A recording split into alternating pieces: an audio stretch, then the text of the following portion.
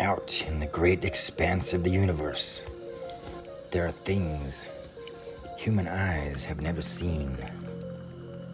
Witness worlds of majestic beauty and strangeness. My name is Zero.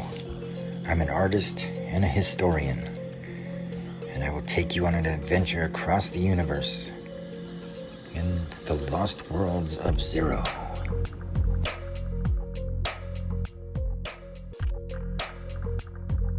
Episode 4, King Drakonian.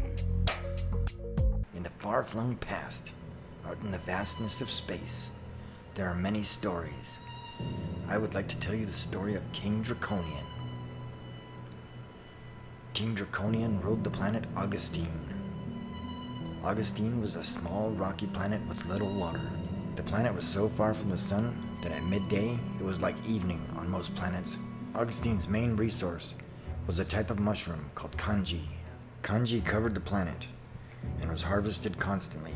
Kanji are highly prized for their taste and psychedelic effects. When the king was much younger, he was trained in combat, taught philosophy, and learned about honor. His father was still king then, and peace was always the way. The king had a special guard called the Falcon League. This league was made up of women who would defend Augustine with their lives. Not only were they expert pilots, but they were trained in hand-to-hand combat. As Drakonian got older, his father passed away, and he was left alone.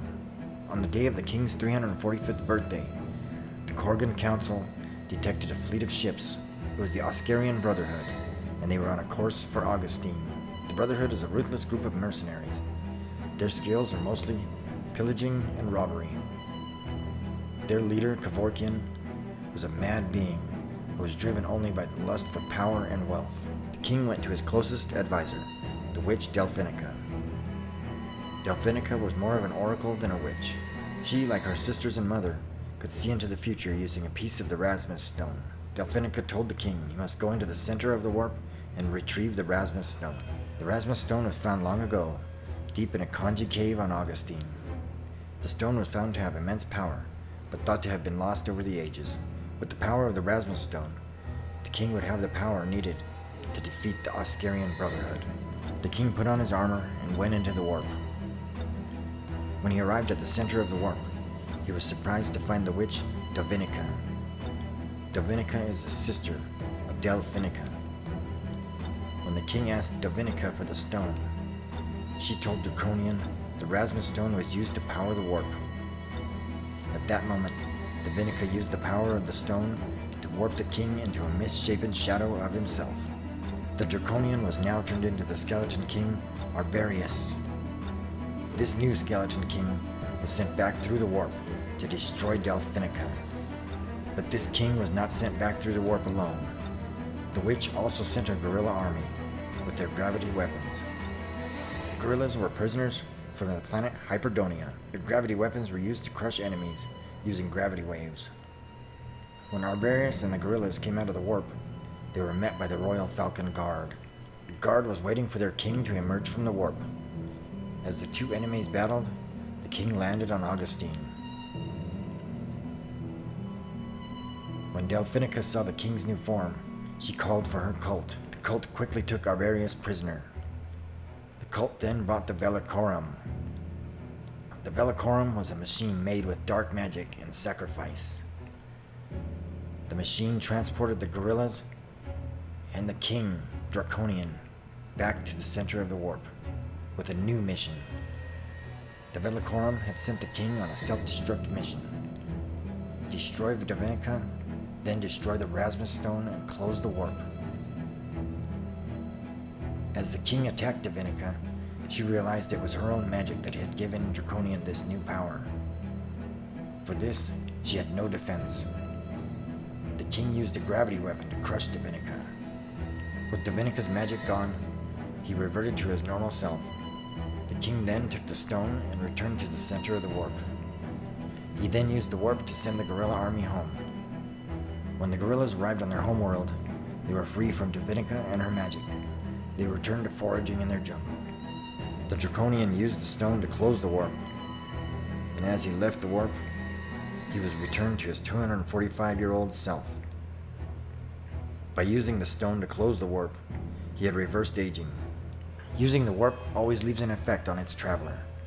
You cannot be dematerialized and then rematerialized without losing a part of yourself. Younger and now wiser, the Drakonian took the stone to Augustine. Using the stone, he destroyed the Brotherhood one ship at a time. He powered up gravity weapons and pulled their immense ships down from the sky. With peace restored, the good king took the stone deep into the mountains of Estonia. You see, the good king's father had left him a chart droid. This chart droid contained charts of the whole planet. Charts for water, charts for treasure, charts for every hidden place on Augustine. There was only one chart the king was interested in. The chart to the deepest kanji cave on the planet. The cave was said to be so deep it led to the planet's core, so the king packed up the chart droid, along with a small, deep dive mining drone, the type used to carry supplies down to miners underground. With the chart droid and the mining drone, the king set out for this deepest cave. The king walked for days, and he found the entrance to the deepest cave. He took the deep dive mining drone and followed the path of his ancient people, the path that led deep into the cave where the people gathered mushrooms. Giant carts littered the sides of the trail, as if ready to load kanji. At the end of the path, the king turned on the drone and set it to drop cargo at the end of the cave.